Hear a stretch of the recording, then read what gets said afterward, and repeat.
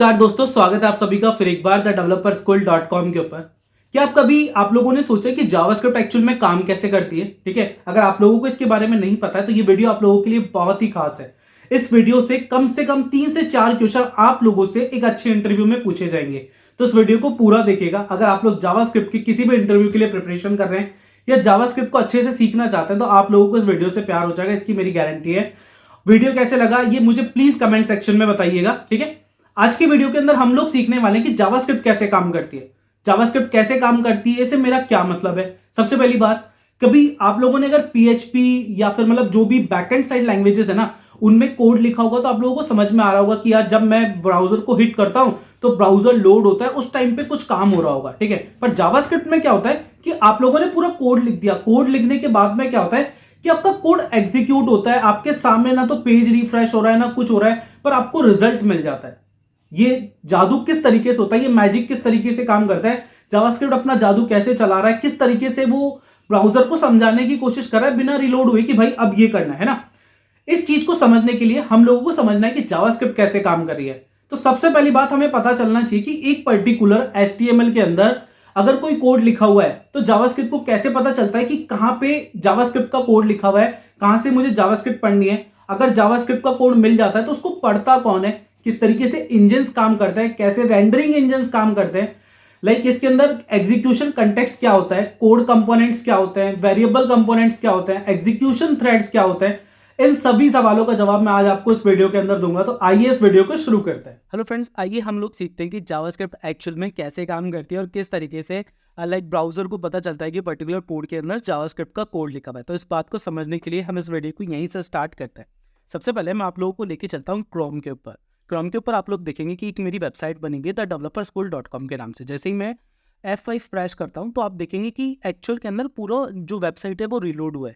Reload होने के ऊपर मेरी पर्टिकुलर वेबसाइट पर डेटा आता है। अगर आप लोगों को इसको समझना है तो देखिए, मैं सर्विस पे लाइक ब्लॉग पे क्लिक करता हूँ। तो जैसे मैंने ब्लॉग पे क्लिक किया तो पर्टिकुलर यूआरएल क्या होता है, रिफ्रेश हो जाता है। रिफ्रेश हो जाता है या रिलोड हो जाता है। रिलोड होने के बाद में वो एक राउट को कॉल करता है और उस राउट के थ्रू डेटा आता है। ठीक है, ये बैकएंड का पार्ट है जो हम आने वाले वीडियोस में कन्वर्ट करेंगे या फिर कवर करेंगे। दैट मीन्स अब मैं आता हूँ आप लोगों के पास पे यूट्यूब पे। अगर यूट्यूब पे आप लोग आकर देखते हैं कि अगर मैंने कहीं पे क्लिक किया जैसे हिस्ट्री या योर चैनल इसके ऊपर, तो यहाँ पे क्या होता है कि ये जो पर्टिकुलर पेज है वो रिलोड नहीं होता है। रिलोड नहीं होता है, दैट मीन्स यहाँ पे जावास्क्रिप्ट यूज में आ रही है। तो जो यूट्यूब है वो जावास्क्रिप्ट के एक फ्रेमवर्क यानी कि एंगुलर से बना हुआ है और एंगुलर का लेटेस्ट 17 वर्जन आ गया है। एंगुलर के ऊपर हम आने वाले वीडियोस के अंदर बात करेंगे, पर अभी का जो हमारा पर्टिकुलर चैप्टर है उसमें हम लोग सीखना चाहते हैं क्या कि हाउ जावास्क्रिप्ट एक्चुअली वर्क्स। तो आई होप आप लोगों को इस वीडियो में मजा आएगा। तो सबसे पहली बात, लाइक हमें ये पता होना चाहिए कि जावास्क्रिप्ट को कैसे पता है कि भाई पर्टिकुलर कोड के अंदर क्या लिखी हुई है, लाइक जावास्क्रिप्ट लिखी हुई है। लाइक ब्राउजर को कैसे पता है कि पर्टिकुलर कोड के अंदर जावास्क्रिप्ट लिखी हुई है। तो ब्राउजर क्या करता है, या हम इस बात को ऐसे समझते हैं कि मैंने एक एचटीएमएल लिया। अब आप सोच के चलिए कि अगर आप लोगों को जावास्क्रिप्ट का कोई कोड पर्टिकुलर ब्राउजर पे लिखना है तो आप लोग कैसे लिखेंगे। एक तो उसकी कंसोल में जाके लिख सकते हैं, यानी यहाँ पे गए और यहाँ पे जो कंसोल होता है यहाँ पर आप लोगों ने टाइप करना शुरू कर दिया, पर जैसे ही आप लोग लाइक ब्राउजर को बंद करेंगे तो ये कोड तो गायब हो जाएगा ना। तो दैट मीन्स हम लोगों को कोड इस तरीके से लिखना होगा कि वो हमारे काम आ सके। तो हम लोग क्या करेंगे, एक HTML की फाइल बनाएंगे या कहीं पे भी JS की फाइल बनाएंगे, उसको लिखेंगे।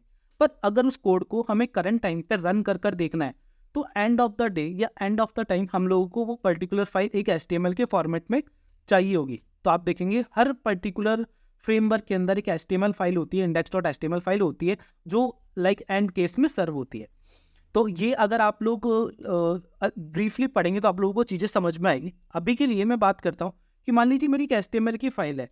इस HTML की फाइल को जैसे ही मैं एग्जीक्यूट करूंगा ब्राउजर पे, तो ब्राउजर क्या करेगा, इसको 3 पार्ट्स में डिवाइड कर देगा। ये 3 पार्ट्स कौन से, ये पर्टिकुलर HTML की फाइल मिली, इसको इसने 3 पार्ट्स में डिवाइड कर दिया।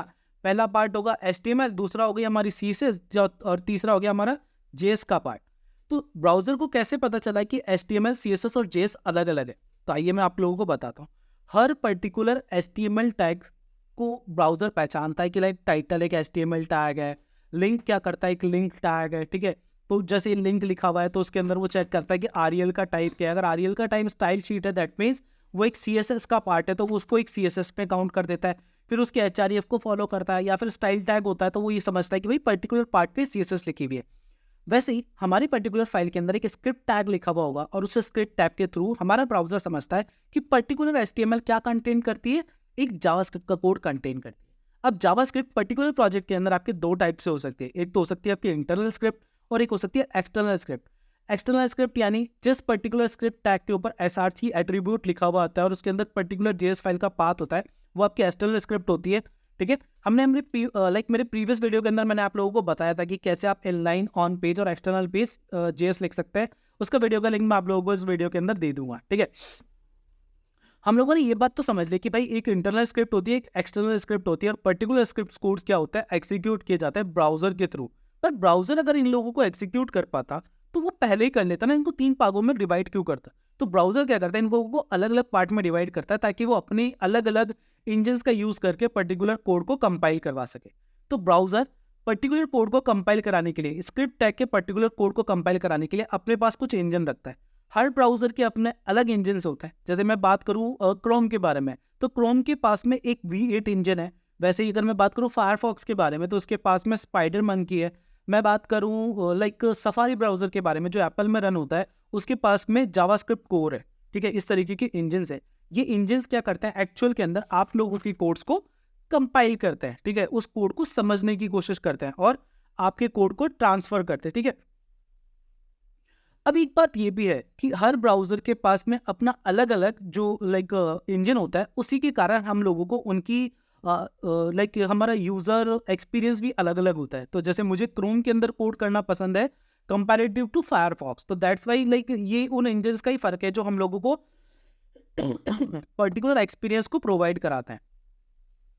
अब इंटरव्यू के अंदर आप लोगों से पूछा जा सकता है कि भाई कैसे ब्राउजर को पता चलता है कि भाई पर्टिकुलर कोड के अंदर स्क्रिप्ट जावास्क्रिप्ट लिखी हुई है। तो आप लोगों को सिंपली आंसर करना है कि पर्टिकुलर ब्राउजर क्या करता है, जब HTML कंटेंट को रीड कर रहा होता है तो वो चेक करता है कि उसके अंदर कहीं पे स्क्रिप्ट टैग लिखा हुआ है क्या, और स्क्रिप्ट टैग लिखा हुआ है तो वो उसको एक जावास्क्रिप्ट कोड मान लेता है और उसको अपने इंजन को ट्रांसफर कर देता है कि भाई इसको पर्टिकुलर को पढ़ और कंपाइल कर। ठीक है, या आप लोगों से पूछा जा सकता है कि एक HTML फाइल के अंदर स्क्रिप्ट टैग का यूज क्यों किया जाता है जावास्क्रिप्ट के लिए।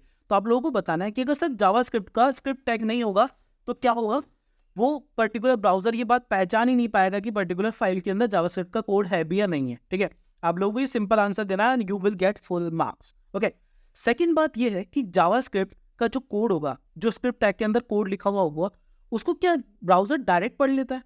तो ऐसा नहीं है, ब्राउजर उसको डायरेक्ट नहीं पढ़ सकता। ठीक है, तो वो क्या करता है, उस पर्टिकुलर कोड को उठाता है, पार्स करने की कोशिश करता है और उसको बाइट कोड्स में कन्वर्ट कर लेता है, अपनी मशीन लैंग्वेज में कन्वर्ट करके ब्राउजर उसको रन करता है, कंपाइल करता है और हम लोगों को रेंडर करवाता है। पर इन सभी कामों के बीच में आप लोगों को ये बात समझनी होगी कि किस तरीके से जावास्क्रिप्ट ने उसको फॉलोअप में लिया होगा। तो मैं मान के चलता हूँ कि जावास्क्रिप्ट के इसमें आप लोगों ने काफ़ी कोड लिखा। ये कोड होगा आप लोगों का कुछ इस टाइप का। ठीक है, मैं एक बार इसको कंट्रोल ऐड कर देता हूँ ताकि हम लोगों के पास में एक फ्रेश स्क्रीन हो और वहाँ से हम लोग समझ पाए कि हम लोग क्या करने जा रहे हैं।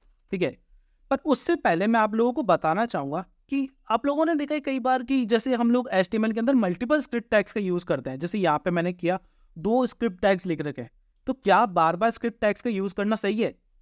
इस बात का जवाब मैं आप लोगों को इसी वीडियो में देने वाला हूँ और ये बहुत इंपॉर्टेंट है अपने कोड को फास्ट बनाने के लिए। ठीक है, पहली बात, कोई आपसे पूछे कि स्क्रिप्ट टैग के अंदर स्क्रिप्ट टैग लिखा जा सकता है, तो डायरेक्ट सीधा जवाब देना है नहीं। एक स्क्रिप्ट टैग के अंदर दूसरा स्क्रिप्ट टैग नहीं खोला जा सकता। दूसरी चीज, मल्टीपल स्क्रिप्ट टैग का यूज करना चाहिए क्या? तो सिर्फ जरूरत पड़ने पे। क्यों? क्योंकि हर स्क्रिप्ट टैग के लिए जैसे कि स्क्रिप्ट टैग शुरू होता है और खत्म होता है ना, तो जावास्क्रिप्ट क्या करता है, उसके लिए एक एग्जीक्यूशन कंटेक्स्ट बनाता है। क्या बनाता है आपका जावास्क्रिप्ट उसके लिए, या सॉरी ब्राउजर आप उसके लिए एक एग्जीक्यूशन कंटेक्स्ट बनाता है।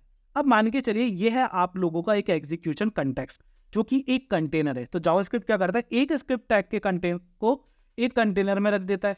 ठीक है, दूसरा स्क्रिप्ट टैग के कंटेनर को दूसरे कंटेनर में रख देगा, तीसरे को तीसरे के कंटेनर में रख देगा। अब इससे क्या होगी भाई, ये जो कंटेनर बनाने में इसको टाइम लग रहा है वो तो है ना, वो चाहे नैनो सेकंड्स का हो चाहे किसी भी चीज का हो, पर मल्टीपल कंटेनर्स बनाने के अंदर उसे कुछ टाइम तो लगता है। तो दैट्स वाई अगर आप लोगों को अपना कोड सेपरेट रखना है तो सबसे कम से कम स्क्रिप्ट टैग्स का यूज करिए ताकि आप लोगों का कोड अच्छे से कंपाइल हो सके। ठीक है, दूसरी बात, अब हम लोगों ने ये बात समझी कि भाई अगर स्क्रिप्ट टैग का लेस यूज तो हम लोगों ने कर लिया, पर ये हमारा एग्जीक्यूशन कंटेक्स्ट क्या होता है।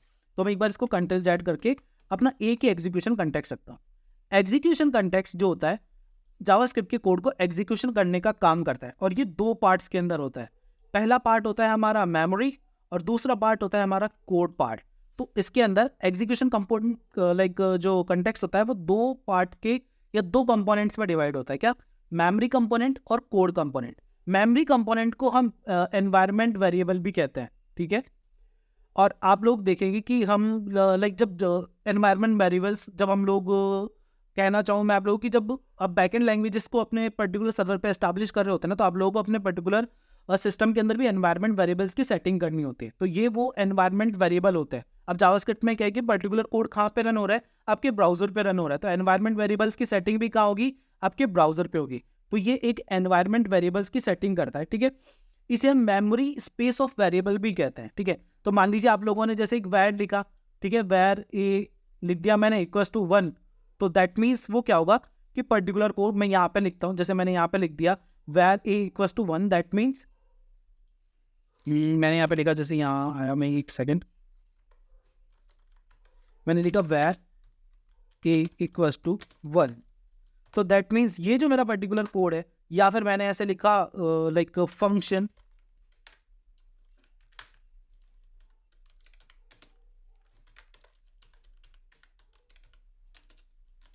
ये,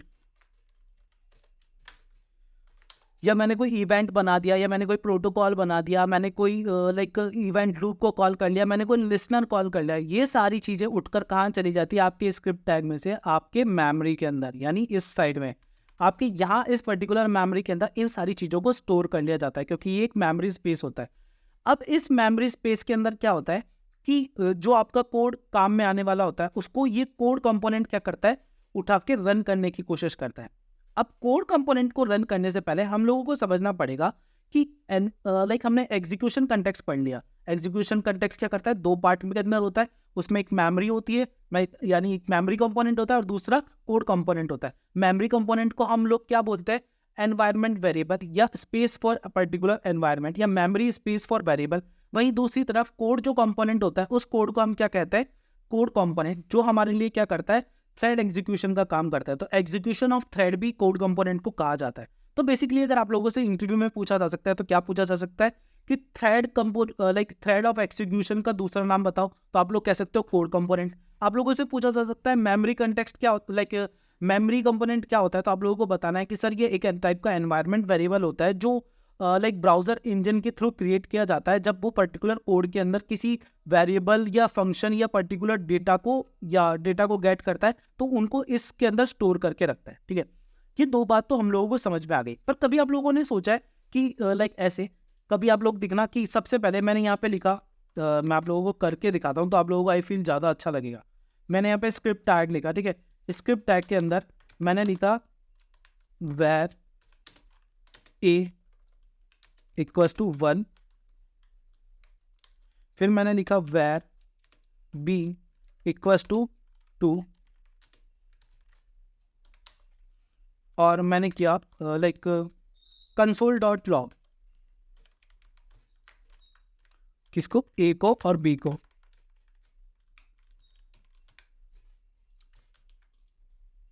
फिर मैंने इसको कॉपी किया, यहाँ पे लिख दिया, ठीक है, डन। अब मैं जैसे ही अपने यहाँ पे ब्राउज़र के ऊपर आऊँगा और इसको रिफ्रेश करूँगा, ठीक है, जस्ट अ सेकेंड, मेरे को ये पर्टिकुलर फाइल को सर्व करवा लेता हूँ। मैं डेस्कटॉप पे गया, मैं शायद किस फाइल में कर रहा हूँ? इस फाइल में काम कर रहा हूँ, ठीक है। यहाँ पर मैं अपना इंस्पेक्ट विंडो ओपन करता हूँ, तो यहाँ देखेंगे कि ये वाला लोड हुआ, ये वाला लोड हुआ। अब मैं इन दोनों का एक बार नाम चेंज कर देता हूँ ताकि आप लोगों को समझ में आए, वैल्यू चेंज कर देता हूँ, ठीक है। अब आप लोगों को ये बात बेहतर समझ में आएगी और इसके ऊपर मेरा क्वेश्चन भी समझ में आएगा। चलो इसको रिफ्रेश करते हैं, तो आप देखेंगे पहले 11-21 है, बाद में 1-2 है। ऐसा क्यों हुआ भाई? ऐसा क्यों नहीं था कि उसने पहले 1 और 2 को रीड क्यों नहीं किया, और लाइक 11 और 21 को रीड पहले क्यों किया? कभी आप लोगों ने सोचा ऐसा क्यों होता है? मतलब हर कोड के अंदर मैं मानता हूँ ऐसा ही होता है, पर इसके पीछे एक थ्योरी होती है। लाइक हम लोगों ने यहाँ पे ऐसा लिखा, ये पहले इसको भी तो रन कर सकता था, इसको ही क्यों किया? तो इसको हम क्या कहते हैं कि जावास्क्रिप्ट क्या है? एक सिंगल थ्रेड एग्जीक्यूशन लैंग्वेज है। सिंगल थ्रेड एग्जीक्यूशन लैंग्वेज है, मतलब 1 बाय 1 सिंक्रोनाइजली एक इवेंट को फॉलो करती है। सिंक्रोनाइज तरीके से चलती है, मतलब एक सिस्टमैटिक तरीके से चलती है। अभी हम आगे सिंक्रोनाइज और असिंक्रोनाइज के बारे में बात करेंगे, पर एक थ्रेड एग्जीक्यूशन के बारे में मैंने बात करी थी तो एक मल्टी थ्रेड एप्लीकेशन होती है, जैसे कि Node.js है, वो मल्टी थ्रेड पे काम कर लेती है, ठीक है। लाइक जो सॉकेट्स होते हैं वो मल्टी थ्रेड होते हैं, पर जावास्क्रिप्ट क्या है, सिंगल थ्रेड लैंग्वेज है। तो ये क्या करती है, आपकी सिंक्रोनाइज वे में काम करती है। पर आप लोगों ने एक नाम सुना होगा, आसिंक्रोनाइज। तो एजेक्स या सेट टाइम आउट या फिर इवेंट्स, ये लूप होल्स, ये सब क्या होते हैं हमारे इस पर्टिकुलर सिंक्रोनाइज के पार्ट, असिंक्रोनाइज के पार्ट होते हैं, ठीक है। आइए हम लोग अभी इसके बारे में आगे बात करने वाले हैं। पर सबसे पहली बात, ये बात तो हो गई, चलो मैं मान लेता हूँ कि इन सबको हटा दिया, पर इसके पीछे जो लॉजिक है उसको समझते हैं। जावास्क्रिप्ट के अंदर एक एग्जीक्यूशन कंटेक्स्ट क्रिएट होता है, पर जैसा कि हम लोगों ने कहा कि जावास्क्रिप्ट क्या करता है, एक सिंक्रोनाइज है, मतलब एक लाइन पढ़ने के बाद में दूसरी लाइन पढ़ना शुरू करता है। तो पहली लाइन मिलते ही वो क्या करता है, अपना एक ग्लोबल एग्जीक्यूशन कंटेक्स्ट क्रिएट करता है, मतलब अपनी फाइल से एक दूसरा डाटा बनाना शुरू करता है। आइए हम इसको दोबारा से बनाते हैं। तो जावास्क्रिप्ट ने क्या किया, सबसे पहले एक एग्जीक्यूशन कंटेक्स्ट बना दिया, ये ठीक है।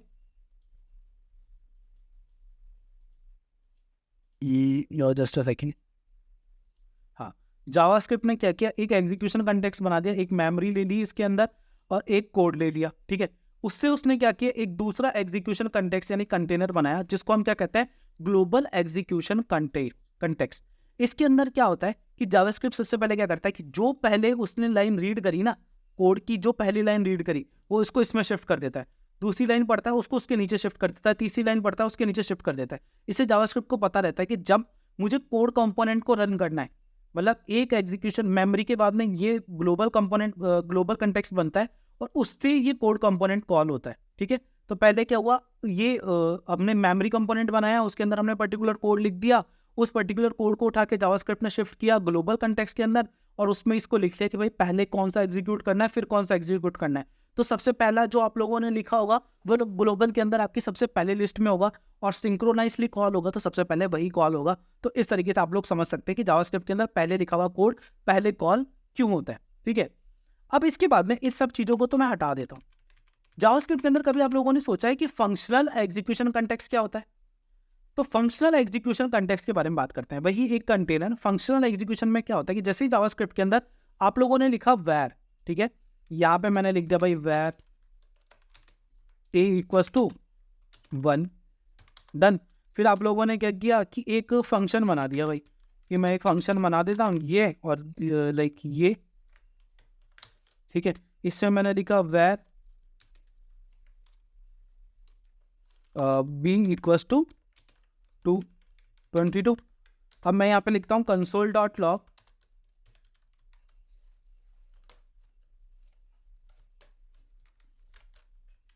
सॉरी मेरा पेज मूव हो गया है, ठीक है। यहाँ पे मैं लिखता हूँ कंसोल डॉट लॉग और इस b को कंसोल करा देता हूँ, ठीक है। इसी कंसोल डॉट लॉग को मैं कॉपी करता हूँ और यहाँ बाहर लिख देता हूँ।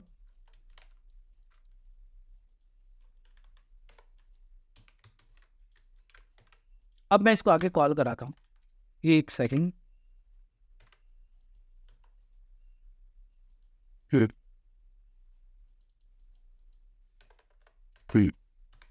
मैंने कॉल किया, आप देखेंगे कि भाई इसमें तो एक प्रिंट हो गया। तो हमारी जो अभी हमने रिसेंटली बात करी थी एक थ्योरी के ऊपर कि भाई जावास्क्रिप्ट तो लाइक सिस्टमैटिक वर्क करता है, सिंक्रोनाइजली वर्क करता है ना। दैट मीन्स कि पहले आने वाला पहले भी उसको एक वेरिएबल मिला तो उसने क्या किया, ग्लोबल कंटेक्स्ट के अंदर पहला वेरिएबल स्टोर कर दिया। दूसरी बार ये मिला होगा तो दूसरी बार इसको स्टोर करना चाहिए था। भाई फंक्शन मिला तो फंक्शन को स्टोर कर देना चाहिए था। तो उस हिसाब से तो पहले ये कॉल होता, फिर ये फंक्शन कॉल होता। तो ये वाला कंसोल डॉट लॉग पहले आना चाहिए था और ये वाला बाद में। अगर हम लोग ने अभी तक जितना भी पढ़ा है उसके हिसाब से अगर हम लोग समझे तो बात यही होगी कि भाई पहले जो कंसोल डॉट लिखा हुआ है ना लॉग, वही पहले कॉल होना चाहिए। मैं तो इतना जानता हूँ, ठीक है, सीधी सी बात। अच्छा चलो छोड़ो यार, मैं तो इसमें यहाँ पे क्या करता हूँ, ए को यहाँ लिख देता हूँ, ठीक है। अब छोड़ो, हम मानते हैं कि चलो बी क्या है, नवाब है, पर ए तो बाहर लिखा होता ना, ए पहले लिखा होता इसलिए ए कॉल होगा। चलो हम तो ये वाल बोल देते हैं इसको। और यहाँ पे मैं क्या करता हूँ, इसके साथ में कुछ और लिख देता हूँ ताकि हम लोगों को समझ में आए कि कॉल कौन सा हुआ है, ठीक है। और इसके टाइम पे मैं कुछ ये देख देता हूँ, आप लोग देखेंगे भाई अभी भी ये नीचे वाला ही कॉल हो रहा है। तो दैट मीन्स भाई इसमें नवाबी वाली तो कोई बात ही नहीं है ना, कि जावास्क्रिप्ट इस चीज़ को नहीं समझना। तो इसके लिए एग्जीक्यूशन कंटेक्स्ट को दोबारा समझना जरूरी है।